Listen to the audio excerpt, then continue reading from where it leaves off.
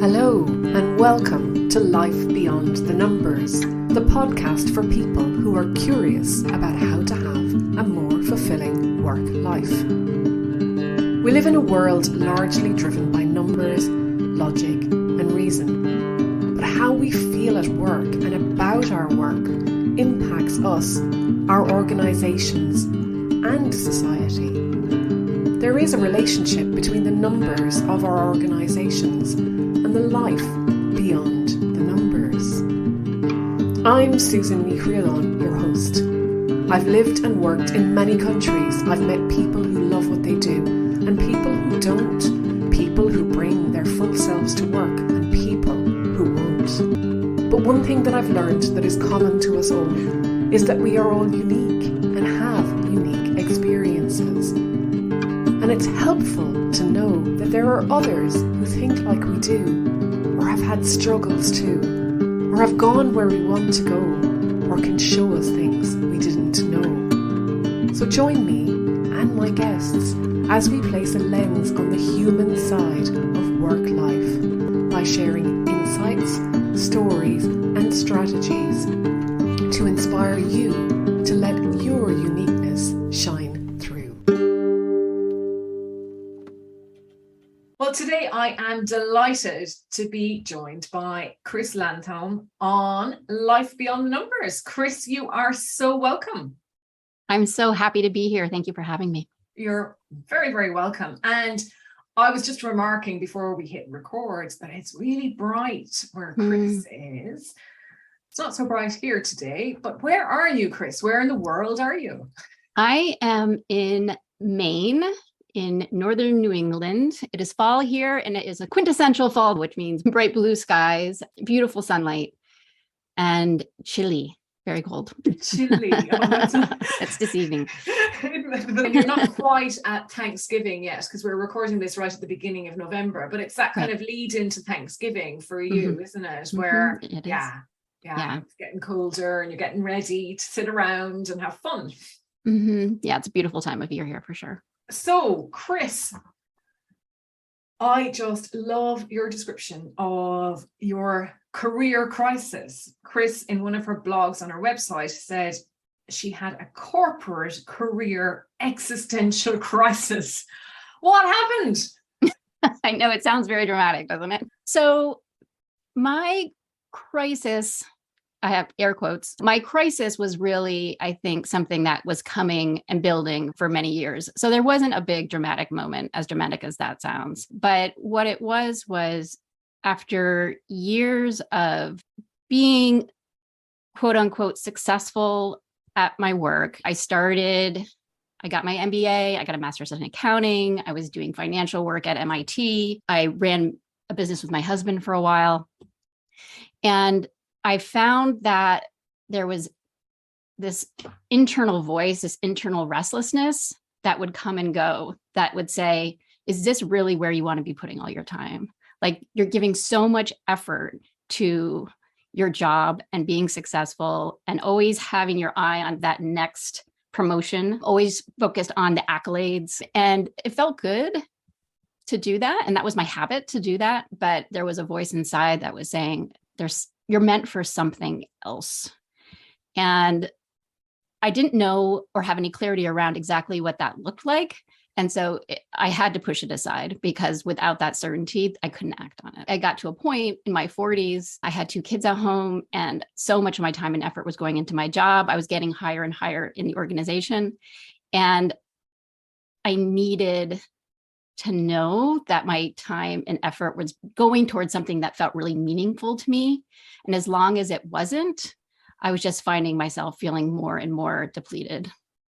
Wow. So even though the work was similar, or probably even more interesting, maybe the higher up you went, it was taking more of your energy because it was going in the wrong direction. Yeah, it just felt like the work I was doing wasn't meaningful to me, if that makes any sense. There was a part of me that wanted so much. I loved working with people. I loved my manager. She would do anything for me. I was super supportive. I loved leading teams. And I realized that what my heart really wanted for people was for them to be fully seen and expressed at work. And that led me to a pivot right before my so-called crisis, where I moved from my financial operations position into director of employee experience, because people's experience at work became so important to me. I was suffering and witnessing other people suffer, and I wanted to try to influence that in a positive way. And what I found was that organizationally, that's very difficult. I mean, there's a reason why even very well-meaning businesses are struggling with that. And that my heart was really in working with people one-on-one to specifically identify what it is that they were craving and how they might be able to create changes in their own life to be more aligned with what those inner desires were. What was meaningful to them. Exactly. Such. Yeah. There's a few things in there, because you said what your heart really wanted for people. And I found that really interesting expression, because I think often with my heart, I think about what my heart wants for me as well. And so did you find out what your heart wanted for you? Yes. And I think that those two are very closely related. You know, I was feeling my own suffering and seeing it reflected back in the faces of the people that I was working with. And in a way, I felt like I had more control over their experience than my own, and more responsibility, interestingly, because I was their manager or their colleague or the director of employee experience. So yes, it was both. There's something, I guess, holding the question of what can we all do to make this a more engaging and meaningful experience? Wow. Gosh, I mean, it's such a simple question in a way.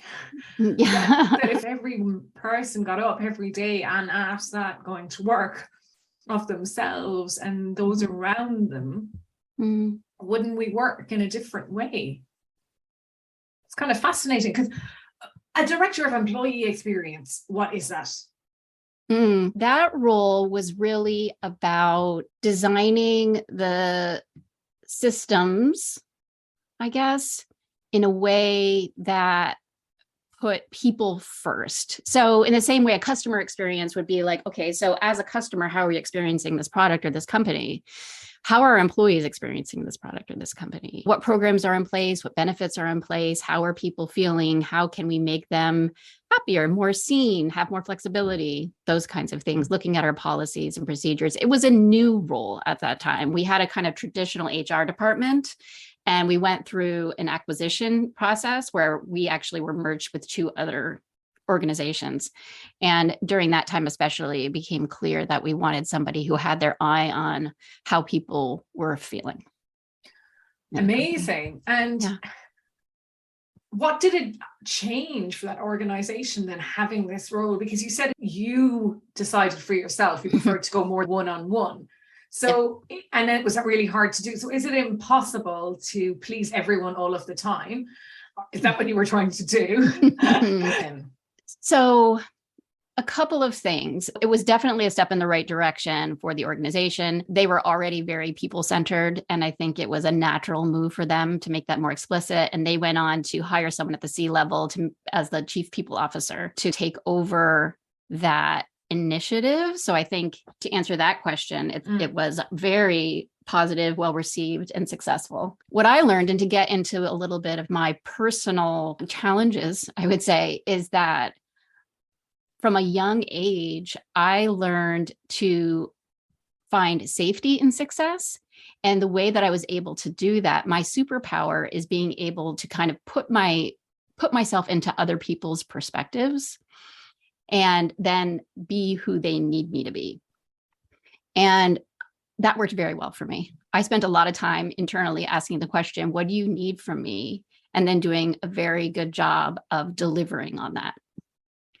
And it served me very well. Where it stopped serving me well is the higher I got up in organizations and the more people that were around me that I felt responsible for emotionally.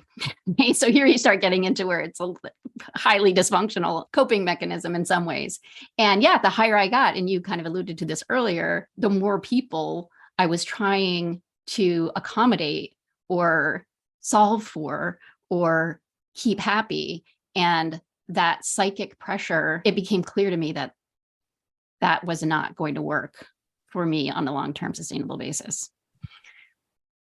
So then you become director of employee experience and you have the whole organization's happiness on your plate.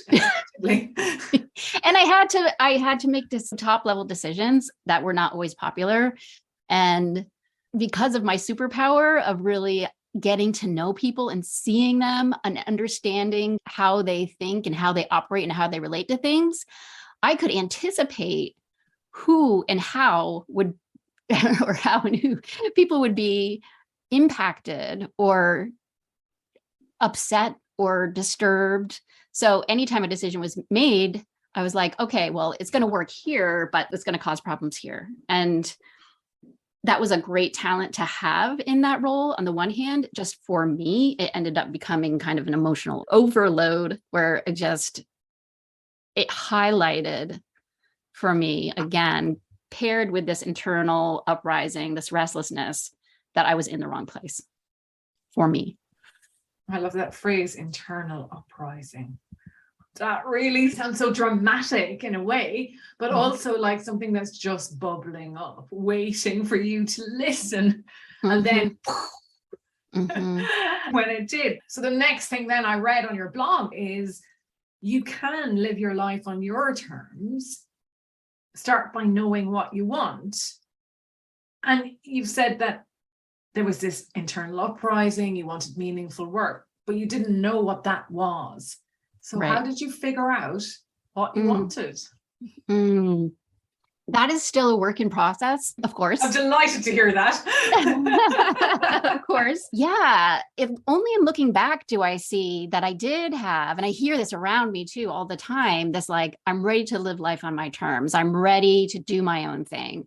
And that was part of that uprising, was this sense of like, I'm tired of other people setting my priorities. I'm tired of the strategic plan rolling down to each department and lining up my goals. By the time it gets down to me, this what feels like completely meaningless work, and going to meetings and just talking about stuff that doesn't have any impact. And I want to do it differently. I want to have more agency. I want to be able to set my own priorities. I want to spend time doing what it is that I want to do.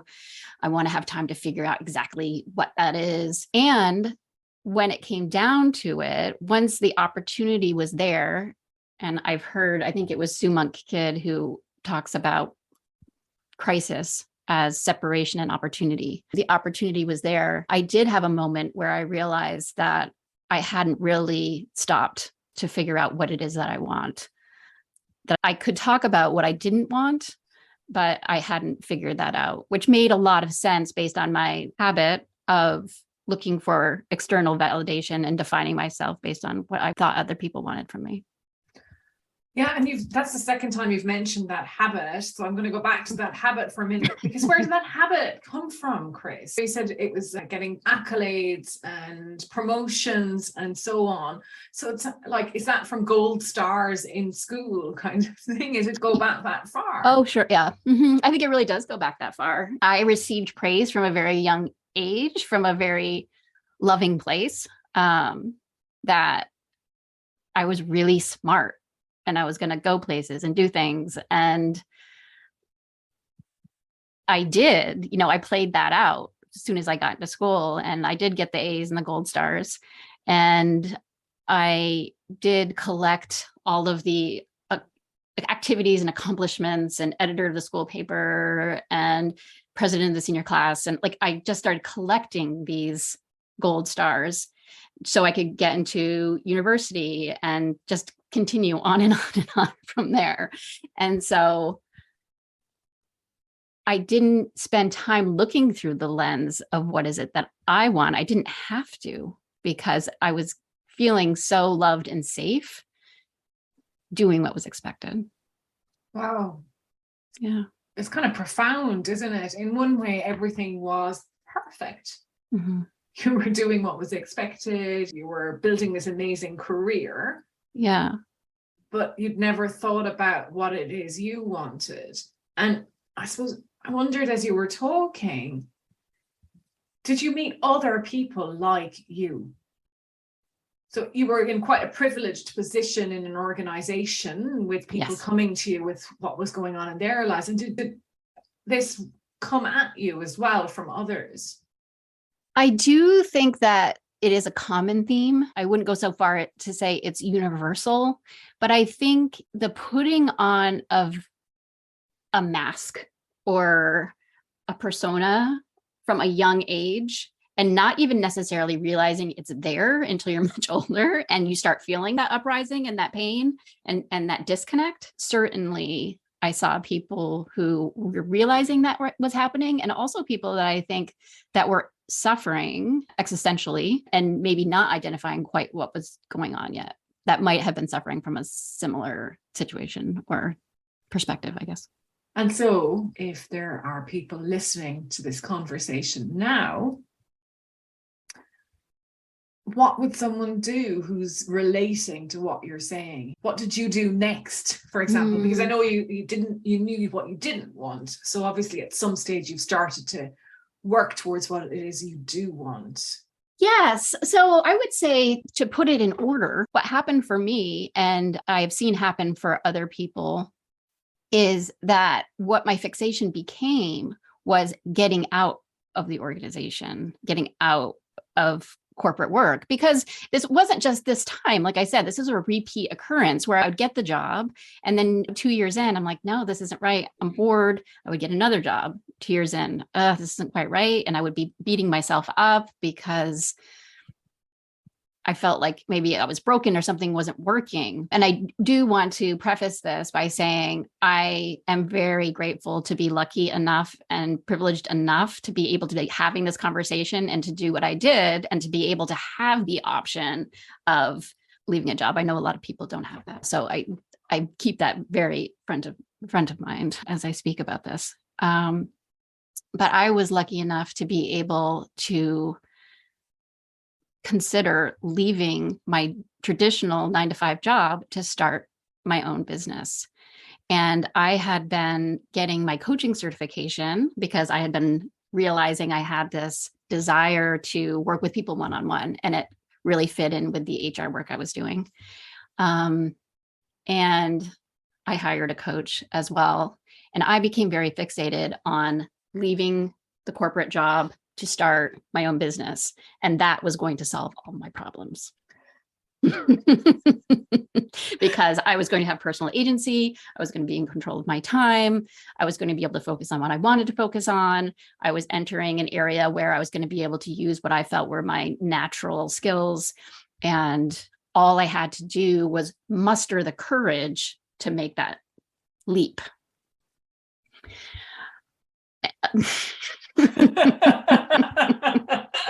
So that is an important piece of work, and it can take a long time. It does take a lot of courage. It takes an ability to walk into something where you don't know what's going to be on the other side. And it was all those things. And what I quickly learned, though, and this is more to answer your question, I think, is that once I got on the other side, I was still me. And I still wanted somebody to tell me what to do. And I still looked around and tried to find someone to model myself after. I still had, even leaving my job, I had made what I refer to as an unholy pact with myself. You can do this as long as, in short order, you replace your income doing this next thing. This is how this is going to go. This is how we're going to make this okay and not disrupt the world around us, because that's not okay. Not being successful is not okay. Still not okay. And I felt that distortion quickly creeping back in even though now it was just me in front of a computer screen trying to figure out what was next. And that's where I started to realize I didn't know what I wanted, that I didn't have access to that. Wow. I can relate to so much of what you just said. My mind is a bit like, whoa, sit down. Yeah, it's definitely, there's faced with yourself. I think that's what I often felt was I'm faced with myself and there's nowhere to go. So there's no one I can help solve a problem with, and there's nothing to get stuck into, get my sleeves rolled up and done for someone else. This is all on me and me alone, and not necessarily alone. I think that's the other thing. But I suppose I had to get to a point where I was able to ask for help because I didn't know what I was doing. Absolutely. And what you also lose is the ability to blame the situation, right? And you hear the talk now still, and a lot of it's true. Like there's toxic work environments and people aren't being seen and heard and treated like human beings. And all of that is true to certain extents in certain places. But when that's gone, it's not the end all be all. It wasn't for me. Like that wasn't the whole picture. And the picture was that I had a lot of work to do and deconditioning and being very intentional about not carrying the old habits and the distortions with me into this new life. Because what I saw is that on the trajectory that I was on, in 2 years, I was going to be exactly where I was when I left my corporate job. That same discomfort, that same restlessness, because I would have adopted somebody else's rule book and found success defined by somebody else, and all in honor of being able to say, hey, look at me, I did it. I was successful once again. Oh, yeah. Yeah. And it's one of those words, isn't it, that when you say successful, it's almost like this shortcut in your brain goes to big house, fancy car, overseas holidays, whatever. And have you, I mean, I'm sure at this stage, well, I can't say I'm sure, I don't know you that well, but have you come up with a new definition of success? That's a wonderful question. Success for me now is trusting myself and being patient enough to see what emerges rather than rushing to create some version of success that makes sense to other people. That's beautiful. It's difficult. Yeah. Yeah. Yeah. Because I'm not sure we're always taught how to trust ourselves. And you can't see me. Well, Kris can see me, but you can't see me. My eyes have welled up with that, because I think there is a huge, which voice do you trust? How do you know which is the right voice in there, which one has your back? And it takes time, doesn't it? It takes time. But it also feels, I mean, I'm speaking here rather than asking you, but it kind of feels like peeling off these layers, and eventually it all starts to come together. Then you go, oh yeah, okay. And I think about success for me. I mean, for a long time, I couldn't even use the word. I was just like, I don't want to face that word. I just, And now success for me is doing things my way, on my terms, and finding joy in what I do. And you mentioned the replacing the income, Kris. And is that something you've done? No, I have not.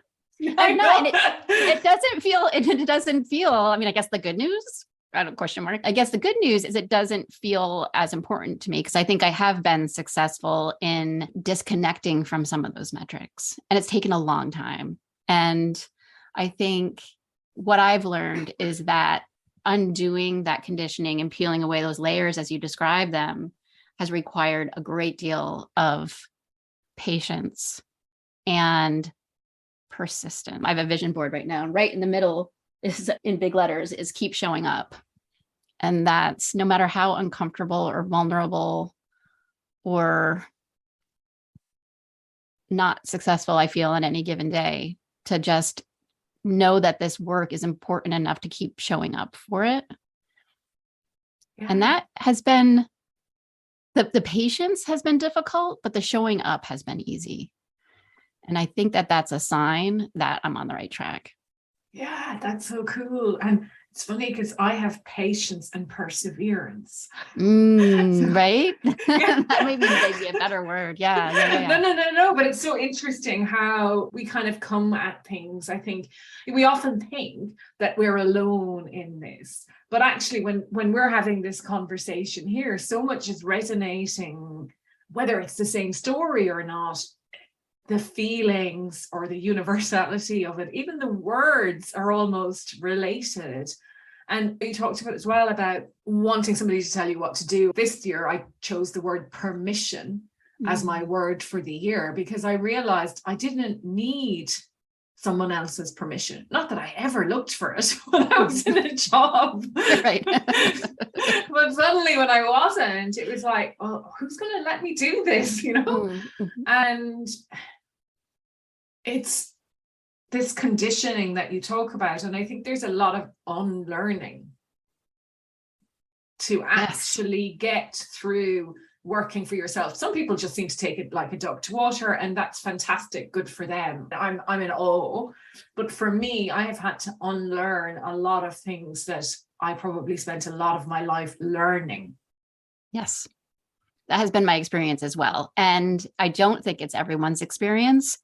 But that's the beauty of what's unfolding for me, is really this deep understanding that the path is different for everyone. And as we follow our paths, the most important part, just making sure that it's our path that we're following. It's so true, isn't it? It is finding your path, and there may be a few diversions and little by roads and whatever, but finding a way to bring yourself back to that path, and the path for now, because the path can change. Absolutely. Yeah. Letting it really unfold, really letting go to sitting in uncertainty. Yeah. Not trying to force an understanding of what the path is when it's not emerging naturally, and letting that not knowing be okay long enough to let the real resonant path emerge. So hard. And also, I suppose I just think we never know what's going to happen next in any given moment. We don't know. We think we do because we make plans and all of that. But, as simple as this, Zoom could just shut down now and we'd be out in our ears and whatever, and trying to figure out a way back. But what is it about certainty that is so attractive? It's that sense that we are in control. You're so right. But that sense that I'm in control and I'm safe because I think I can predict what's coming next, which, to your point, is not real. And so what's the fear of the uncertainty then? Because in a way, we're still in control of our thoughts, and there's still an element of control of all of that. I struggle a little bit thinking now, what was I afraid of if I was afraid of uncertainty? What is uncertainty? Because everything is. And if you think of in a workplace, if I'm in a role where I want things to be done, like accountancy, for example, and that, where you want things to be done in a certain way and it's going to give you the answer as a result because it's a formula or whatever. But I can't apply that to working with Kris or working with Susan because we're not made up like that. And there's always going to be uncertainty then around the level of performance, or the question I might get asked, or whether somebody shows up or not for work, or when they might leave. You know what I mean? So for me, what comes up when you ask that is that's where following your own path becomes such a big act of courage, because I have this need for approval and this kind of external validation of my own okayness and safety. I'm safe and I have certainty if I'm on a known path. If I'm in a company with the job title that when I say it out loud, people are like, well, that sounds reasonable and like a normal thing to do, you're okay. If I leave my job and start my own business and follow a formula of someone who's been very successful, and I let everyone know, oh, it's okay, I'm safe because I'm following the formula of someone who's very successful, then I'm safe. Even if something goes wrong, I did the responsible thing. I did my very best in avoiding any kind of mishaps. If I say, oh, wait, hold up, I'm going to try this my way. I'm going to listen to my intuition. I'm going to trust myself. I'm going to experiment. I'm going to iterate until I feel my way down this new path. And if that fails, then no wonder you wandered off the path. It's all your fault. And so I think that's where that comes in for me. The well-trodden path. It's ultimate personal responsibility. I am taking responsibility for my own destiny, and I'm embracing all of the uncertainty that comes with that. And it takes a leap of faith and some courage to go there. It does. And yeah, I suppose where I feel now is like I can't imagine doing anything else either at this point. And some days I'm like, oh my God, I'm just going to go and get a job. It'll just be so much easier. And now, as I say this, Kris is frozen. I think I may have cursed Zoom. I'm just going to wait and see if she returns to the Zoom room. So we had a little interruption to our broadcast. Zoom was obviously listening and managed to kick us out. Well, kicked Kris out. And yeah. I'm so relieved that she returned. Yeah, it's a little miracle because I'm still not sure what happened, but I had no internet for a few minutes there. But yeah, so we were talking about getting a day job, Kris. Yes. And you were saying, that we have those moments. I definitely can relate. I have those moments where it's like, forget this. I'm just going to go back and get a day job because it was so easy. And then I have to remind myself, like, what does easy mean?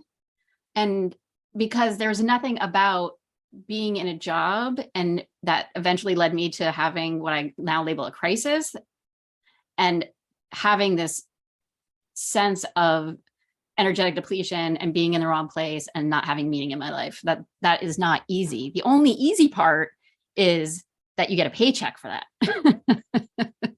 And that starts to feel like, wow, that was an easy way to make a living. Easier than this. Yeah. Well, it meant that you brought in more money than you do now. That's what it meant, really. Yeah. But you lost part of yourself to that. Yeah. So you traded yourself, you sold yourself effectively for a paycheck, and spent most of your life running around because you never had time to do anything. No. And that's just not what I want. What I was giving up was too much. It was too much of a sacrifice. And that thought of going back comes less and less frequently for me now. Yeah. And it doesn't come from my best self. It comes from my frustrated self. It comes from my scared self. It comes from just me when I'm having a rough day. Yeah, it comes from that scarcity mindset as well, doesn't it? But I also think if everything was plain sailing, then you wouldn't realize how fortunate you are either. So in a way, to have those reminders every now and then, it helps me to realize how fortunate and how privileged, that was the words you used earlier, I am to be able to do this. And maybe another day I will go and get another job. Who knows? But for now, I'm on this path. Yeah. And enjoying the path and enjoying the process of it. That has been a real learning for me, because when I allow myself to, I really, really enjoy this process of not knowing and letting things unfold and really learning what it is that does feel in alignment for me, and focusing my time there. And having that privilege to be able to focus my time there is just, I can really access gratitude for that. And the other thing is having time to write or explore creativity, perhaps, as well. And Kris and I met on a Ship 30 for 30 Twitter challenge, which seems like an age ago now. But one of the atomic essays you wrote there, one of the many, was about fear setting. Yes. And I'd love to hear a little bit about fear setting, if you can remember that one. Yeah, I think that kind of ties in well with what we're talking about right now, because when you have a big, bold idea, like leaving your job to start your own thing, it's really easy to focus on the cost of doing that, the cost of making a decision, no matter how fulfilling it may be on the other side. It's just like, I'm going to lose my insurance. I'm going to lose my paycheck. What if I am terrible at this? What if it doesn't work? What are people going to think? What if I'm not good at it and people judge me? Like all those fears that come up.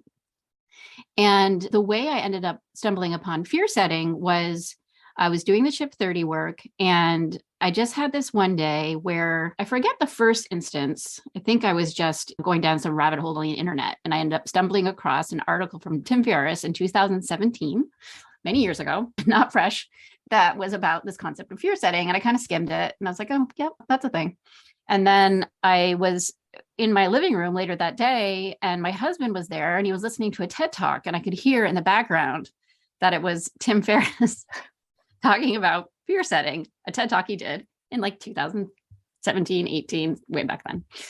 And I'd written another of the Ship 30 post on Twitter, and one of the fellow shippers commented on that post. And this is 24 hours, maybe 48, but very short period of time. One of the commenters said, have you ever read Tim Ferriss's blog post on fear setting? I was like, okay, I get it. Heard. And so I dove into that, and really what the fear setting concept is, and I think it's simple and ingenious, like so many things, is to really just get those fears, rather than just saying, my goal is to quit my job by July 31st and start my own business and make X amount of money in X amount of months, and let the fears kind of in the background say like, yeah, good luck with that. You're going to end up like really, really poor and really sad. To state the fears themselves out and look at them and say, well, what is the cost of me not doing the thing because of this fear? What is the worst case scenario, and can I handle that? What will I miss out by not doing the thing because of this fear? And I think really what it comes down to is that once you give those fears oxygen and look at them in the light of day, they really dissipate. And I think that that's really the main kind of thrust of that work. It reminds me of the Emperor's New Clothes. Like there isn't really anything there once you lift the curtain. Yeah, exactly. And you'll notice too, one way I've learned to discern between my inner intuition, which will sometimes say, this is a bad idea, don't do it, and an inner critic who also will say, this is a bad idea, don't do it, is that my inner critic is very repetitive. They don't really have a lot to add to the conversation. It's kind of just like, but you're not going to have insurance, but you're not going to have insurance. What are you going to do about insurance? And also the message from the inner critic is always, don't change. Stay here. It's always keeping you in place. So if your intuition is like, well, maybe not that way, but perhaps this way, that's a differentiation. But the inner critic is, oh, it's the same story. And so I've learned to kind of say, yep, I get it. I hear you for the 1,000th time. Thank you for your concern. I understand. It's like being in a meeting when somebody's saying the same bloody thing over and over again, you know? It's like, I will have to figure out the insurance situation. Right. I don't know if I need to base my entire life on that one question, but it is a very important question. And again, I'm very lucky to have other sources for that protection. The other thing that I want to touch on a little bit, because I think it was so key to my success in transitioning in the way that I have to a place where I'm more in the driver's seat of my life and my work. And that's just very important to me to be in that position.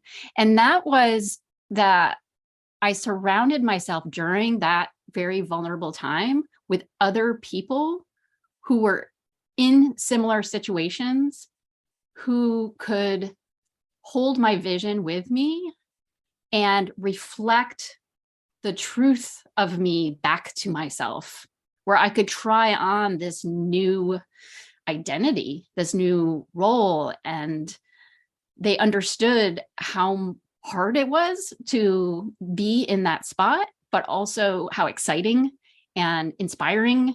And it's so much easier to support somebody else who you can like see all their beauty and talent and root for them and know that they're going to be successful. It's so much easier to do that for someone else than for yourself. So to be in a group, I was lucky enough to be invited into a mastermind of people that were on a similar path. It made all the difference because it just felt more real. And the more times you can show up as this new version of yourself and have people receive you in that new way, the more it becomes a stable identity, I guess. I can relate to that as well. And I think what I would add to that almost is because you're also giving encouragement to others, it's almost like you're speaking to yourself at the same time. And the message starts to infiltrate. Well, if I keep telling them they can do this, then I must believe I can do this too.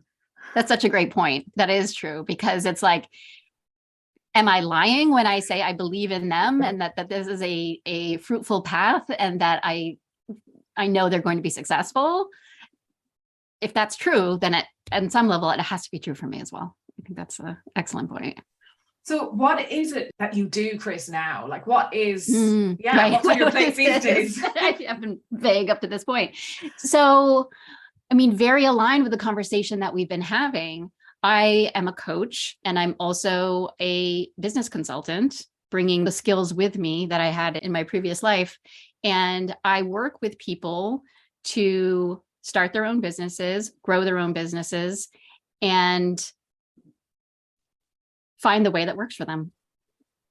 I mean, that's still where my passion is. It's definitely the work that I've done for myself and continue to do. And there's nothing that I enjoy more than holding space for other people to explore what it is that's going to work for them and to share my experience and my business expertise to help them make it happen. Cool. And if somebody would like to connect with you, my website is krislantheaume.com. And that's the best way. You can schedule a consult call there. And I love talking to you. It's no strings attached anytime. Just you can set up a discovery call there and we can chat. And also there's a place there for you to sign up on my newsletter. Cool. So. And you can follow Kris on Twitter. And on Twitter at Lantheaume. Pretty much K Lantheaume is my username pretty much everywhere. That's where you can find me. Cool. That's great. And I'll put all of those details in the show notes. Excellent. Kris, it's been fantastic. I could feel like I could talk to you for longer, but we've already run over time. But we did have a little blip in the middle, which was sorry about that. It was such a great illustration of how we're not in control. Tempted fate with that one. Synchronicity, I think that was. And yeah, who knows? Maybe we'll speak again in the future. I hope so. Yeah, cool. Thank you so Kris. much. All right, bye. Thank you so much for listening. I hope you've enjoyed the paths we traversed on today's episode. If something rang through for you, be sure to let me know. Or maybe you can share this with someone in your life who would benefit from listening too. And if you enjoy helping others, I'd be so grateful if you would leave a review so that people who might also be curious about their own life beyond the numbers can discover this podcast too.